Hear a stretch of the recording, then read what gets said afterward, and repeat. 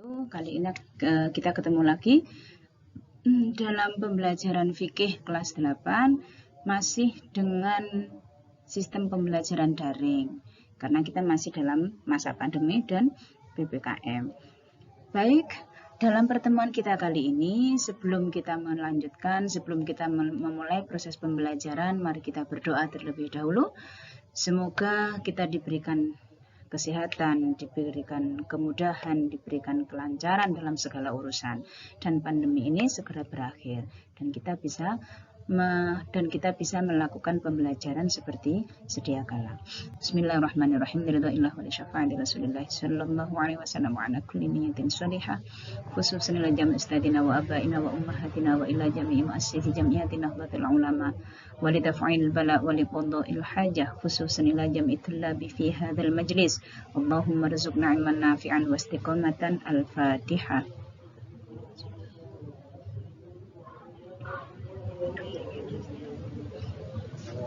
Terima kasih. Selanjutnya, dalam pembelajaran kita kali ini untuk proses presensinya, silakan kalian menuliskan nama lengkap, ya, nama lengkap dan kelasnya dalam grup WhatsApp yang sudah kita miliki. Jadi setiap anak harus menuliskan nama lengkap dan kelasnya. Bagi yang berhalangan, silakan menuliskan alasan ketidakhadirannya apa. Jika sakit, tuliskan sakit. Jika berhalangan karena ada keperluan yang lain, silahkan dituliskan di situ, karena ini akan menjadi acuan ibu dalam memberikan nilai pada akhir pembelajaran yang akan datang. Dan selanjutnya, sebelum saya lanjutkan, suara saya terdengar dengan jelas ya. Kalian meskipun dalam proses pembelajaran seperti ini harus tetap semangat, harus tetap positive thinking bahwa kita bisa melewati ini dengan baik. Baik, selanjutnya akan membahas tentang sujud di luar sholat. Jadi ada beberapa sujud yang bisa dilakukan di luar sholat. Yang pertama adalah sujud syukur. Ini nanti yang akan menjadi pembahasan utama kita pada pertemuan kita kali ini. Ada juga sujud tilawah, yang selanjutnya adalah sujud sahwi. Ketiga sujud ini yang bisa dilakukan. Pada pertemuan kita kali ini pembahasan tentang sujud syukur, tujuan pembelajaran apa yang akan dicapai. Yang pertama, tujuan pembelajaran yang harus kita tuju, yang harus kita capai adalah diharapkan setiap siswa dapat mengidentifikasi ketentuan-ketentuan tentang sujud syukur. Artinya apa? Setiap siswa diharapkan dapat memahami dan mengerti tentang sujud syukur secara utuh. Ya, secara utuh. Tujuan yang kedua adalah siswa dapat mendemonstrasikan sujud syukur dalam kehidupan sehari-hari. Tidak pernah lepas dengan rasa syukur kepada Allah atas semua nikmat yang sudah kita.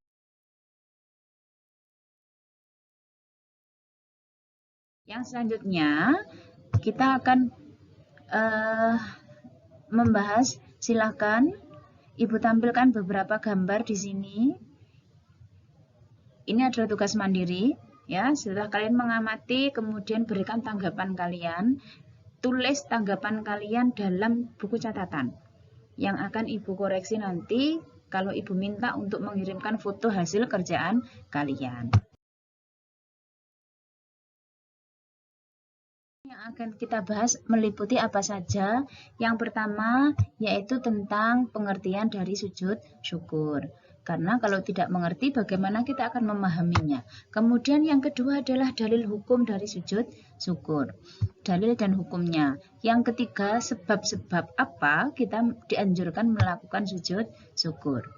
Selanjutnya, materinya meliputi tentang syarat dan rukun ketika melakukan sujud syukur. Kemudian yang terakhir adalah hikmah. Hikmah apa yang akan kita terima kalau kita melakukan sujud. Baik, materi yang pertama yang akan kita bahas adalah pengertian tentang sujud syukur. Ada dua pengertian dari sujud syukur. Yang pertama yaitu dari segi bahasa, bil lughah, sujud syukur diartikan sujud terima kasih. Ya, ini secara bahasa. Sedangkan secara istilah, sujud syukur adalah sujud yang dilakukan karena mendapatkan kenikmatan atau hal yang menyenangkan. Bisa juga karena terhindar dari bahaya. Itu pengertian kita pelajari. Sedangkan hukum dari sujud syukur, setiap ibadah itu pasti ada ketentuan hukumnya. Hukum dari sujud syukur itu apa? Yaitu sunnah. Jika kita melakukan maka mendapatkan pahala, jika kita meninggalkan maka tidak mendapatkan dosa. Hal ini berdasarkan pada hadis Nabi yang disampaikan oleh Abi Bakr. Beliau menceritakan anan Nabi sallallahu alaihi wasallam idza atahu amrun yusirruhu aw busyira bihi kharru sajidan syukran lillah. Ketika ada kabar gembira datang, ketika ada sesuatu yang menyenangkan kepada Nabi, kharru sajidan syukran lillah. Nabi menundukkan kepala karena ingin bersujud berterima kasih kepada Allah. Dan hadis ini diriwayatkan oleh Abu Dawud, Ibnu Majah wa Tirmidzi wa indahum huwa min darajatin hasan. Beliau adalah menempati makom hadis hasan. Kalau ada pertanyaan, silahkan dituliskan dalam komen grup WhatsApp. Nanti akan kita diskusikan bersama-sama. Ada ketentuan-ketentuan dalam melakukan sujud syukur. Inilah yang membedakan sujud syukur dengan sujud yang lain. Dalam sujud syukur tidak disyaratkan menghadap kiblat, satu. Yang kedua, tidak disyaratkan suci dari hadas dan najis. Dan yang ketiga, tidak disyaratkan menutup aurat. Ketiga-tiganya ini tidak menjadi syarat dalam sujud syukur. Artinya apa? Ketika kita melakukannya, boleh menghadap manapun, boleh dalam keadaan apapun, yang jelas kita melakukan sujud syukur, maka sudah harus memenuhi rukun-rukun dari sujud syukur. Rukun itu apa? Rukun itu harus ada saat kita melakukan ibadah. Rukun sujud syukur meliputi yang pertama harus ada niat. Niatkan dalam hati, ucapkan dalam hati bahwa kita melakukan sujud syukur yang dibarengi dengan lisan mengucapkan takbiratul ihram. Yang selanjutnya adalah gerakan sujud, seperti sujud biasa. Kemudian setelah sujud kita melakukan gerakan duduk tanpa membaca tahiyat. Kemudian rukun yang terakhir yakni salam. Kelima rukun ini harus dikerjakan secara berurutan atau tertib. Baru kemudian kita masuk pada materi selanjutnya, yaitu tentang sebab-sebab melakukan sujud syukur. Ada beberapa sebab yang menjadikan kita dianjurkan untuk melakukan sujud syukur. Yang pertama yakni karena mendapatkan nikmat dari Allah. Baik nikmat yang tampak ataupun nikmat yang tidak tampak, tapi bisa dirasakan. Yang tidak tampak seperti iman, kecerdasan, dan lain sebagainya. Nikmat yang tampak, harta, kemudian kesehatan, wajah yang menarik, ini juga kenikmatan. Kemudian yang kedua, karena mendapatkan kabar gembira dari Allah. Mendapatkan kabar yang menggembirakan. Seperti madrasah kita punya program beasiswa berprestasi, baik berprestasi dari kelas reguler ataupun prestasi dari kelas tahfidz. Kebetulan nama kita yang dipanggil, seketika itu kita melakukan sujud syukur, itu sangat bagus. Kemudian yang ketiga adalah karena terhindar dari bahaya. Ada bencana, ada musibah atau lain sebagainya. Tapi bi'aunillah, karena pertolongan Allah, karena kehendak Allah, kemudian kita terhindar, kita terselamatkan, maka dianjurkan bagi kita.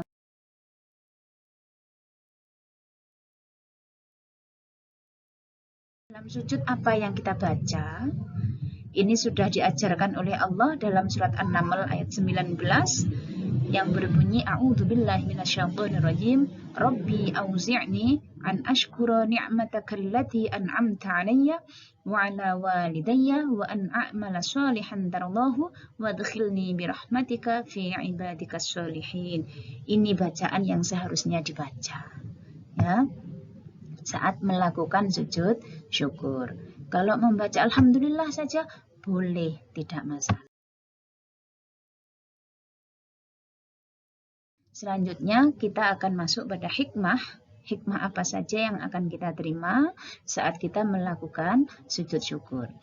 Ada beberapa hikmah. Yang pertama yaitu mengingatkan dan mendekatkan diri kepada Allah. Semakin sering kita berhubungan, semakin sering kita melakukan ibadah, maka ta'alluq billah kita akan semakin kuat. Apapun yang terjadi, semuanya adalah karena Allah. Itu hikmah yang pertama.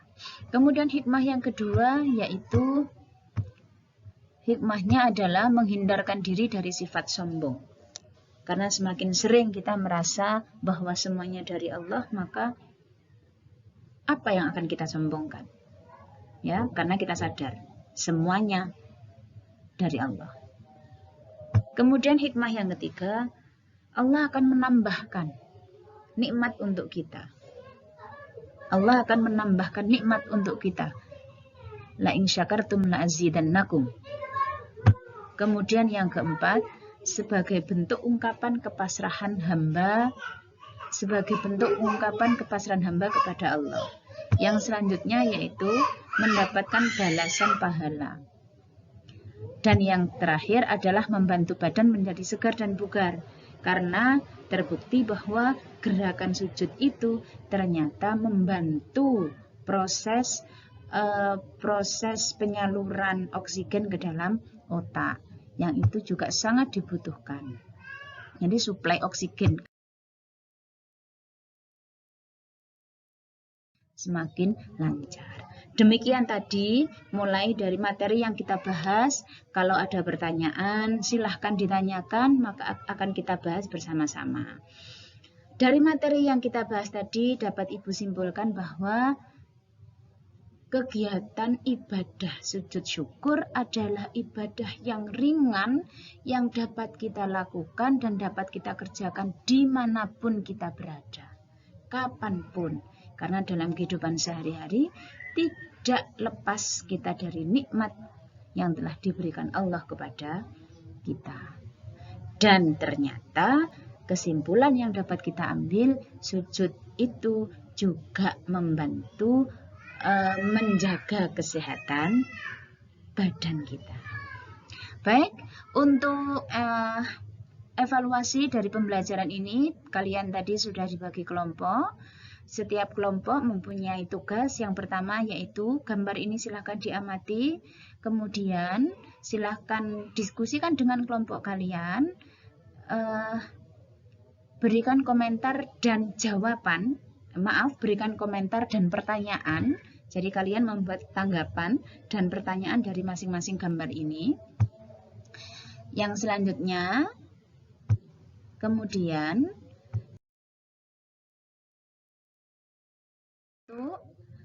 menjawab dari 5 pertanyaan yang sudah Ibu ajukan. Silahkan dikomentari dan didiskusikan dengan grup kelompok kalian. Saya kira cukup di sini. Dan kalian mendapatkan ilmu yang bermanfaat dan barokah. Jika ada kurang lebihnya, Ibu mohon maaf. Saya akhiri. Wallahul muwaffiq ila aqwamit thoriq. Assalamualaikum warahmatullahi wabarakatuh.